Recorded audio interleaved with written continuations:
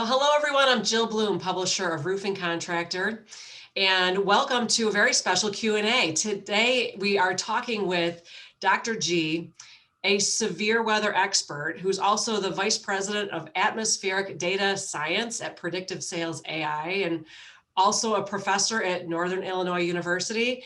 Dr. G, it's always so exciting to have you here. And Art Eisner, our editor, we've got some questions for you. There's clearly been a lot of weather going on. So welcome and thanks for joining us. Thanks, Jill. Thanks, Art. It's great to be back, and I'm happy to talk with you guys again about what's really been a kind of a kickstart, a jump start here to severe weather season in 2021. Well, let's just start with what's been happening. I mean, it seems like we're always talking about Dallas, but I mean, there was so much hail that we just got hit with. Can you give us kind of an overview of what happened?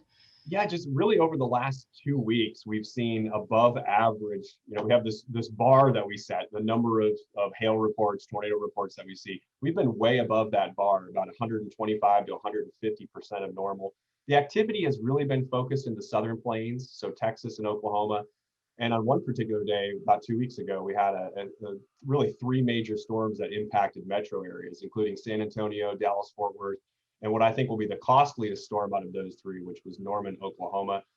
I think I've told you, I had friends in Norman with 1-year-old class 4 shingle roofs completely destroyed. I think that storm will probably be very close to about $1 billion storm just by itself. So very, very active here over the next couple of weeks. The week ahead seems to be, so we're recording this on May 7th. The week ahead here appears to be pretty quiet, but then right back into this severe weather swing of things, as I say, as we go into late May. Dr. G, was there anything special weather-wise that happened that caused that swath of storms? And then I do want to ask you also about the Southeast.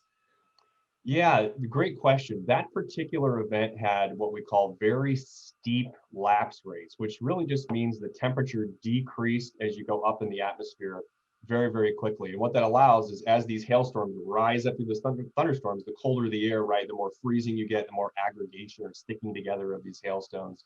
That was probably the most notable feature of that storm, especially the one that passed through Norman, Oklahoma. So this time of the year, we're really right now into peak hail season across the United States. Right now, the activity focuses in the southern plains, but as we move throughout the late spring and early summer, that activity will begin to shift north into the northern plains, Midwest, and even northeastern United States. Wow, and we're already kicking off with $1 billion storm. Do you recall any recent years with that kind of jumpstart? Yeah, 2011 had a really active April. You may remember the tornado activity across the southeastern United States, the Birmingham, Tuscaloosa tornadoes. That was the year of Joplin, Missouri as well. Those types of early starts usually mean strong finishes as well. When you look at the statistics for severe weather, of course, every year is a little bit different. But, right now with the La Nina in place that we talked about in our last podcast, we expect this hail activity to kind of continue charging forward here as we move into late spring. I don't think any of us will ever forget 2011 because that hit Joplin, Missouri, like you just said, which is TAMCO's headquarters. Yeah, that was a remarkable storm. And in fact, if you drive through Joplin, you can still see some of the tree damage or lack thereof trees where there used to be tall, mature trees. And of course, the hospital that was impacted, and really all of the commercial and residential structures that needed to be replaced after that tornado. So, Dr. G, what kind of activity did we see in the Southeast or Florida in particular in the last few weeks that's notable? Florida's seen good question. Florida's seen a little bit more on the wind side of activity than hail. And there has been notable tornado activity in the southeastern United States as early as last week. The Atlanta metro area was actually hit by a weak tornado, and strong winds that moved up the eastern United States, the mid-Atlantic, as we say, the Piedmont regions of the Carolinas have seen significant wind this year. And as I've talked about in our last podcast, I know a lot of us tend to focus on hail as that's something that's tangible that we can see in pictures.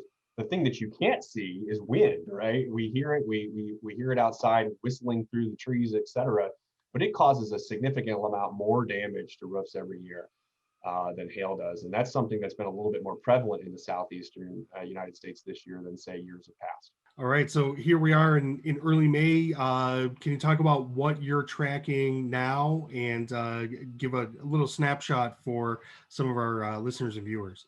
Well, you can't see my floor behind me, but I have all of my camera and storm chasing gear all laid out, all ready to go. This is the time of the year when research scientists like myself really get into the field.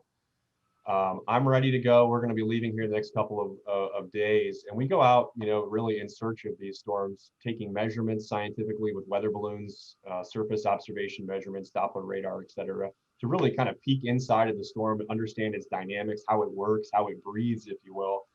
And that makes us better forecasters, better researchers, better scientists. And so we spend quite a bit of time on the road. We'll be out on the road for the next 3 or 4 weeks in search of these storms, studying them, documenting them, photography, et cetera.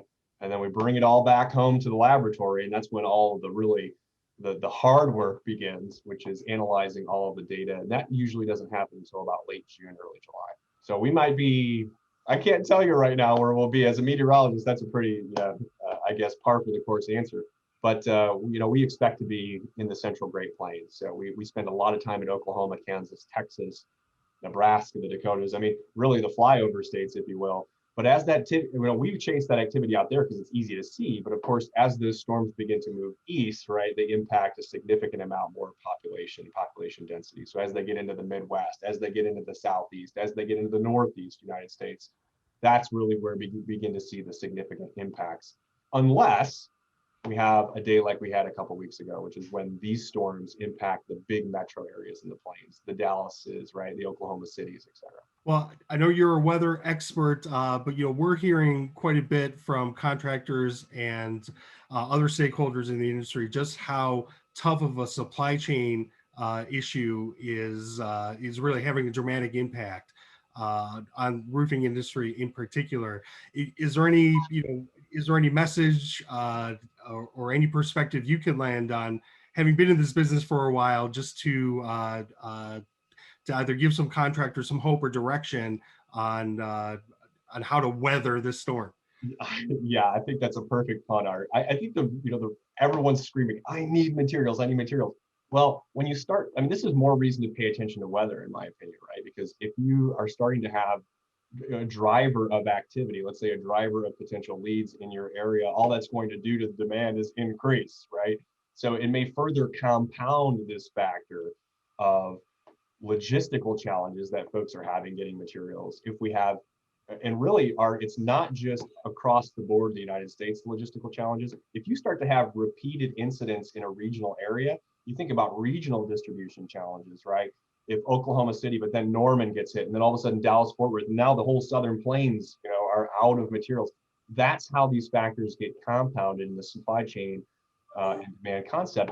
But you have to pay attention to weather to really know when those storms are coming or when that potential opportunity exists to really compound those factors. So I don't see it getting better anytime soon. I think folks are going to just have to weather this supply shortage until the supply can catch up. Very nice. Well, Dr. G, thank you so much for your time. We cannot wait to hear about your travels and all the exciting things that you'll be experiencing as you're out there chasing storms.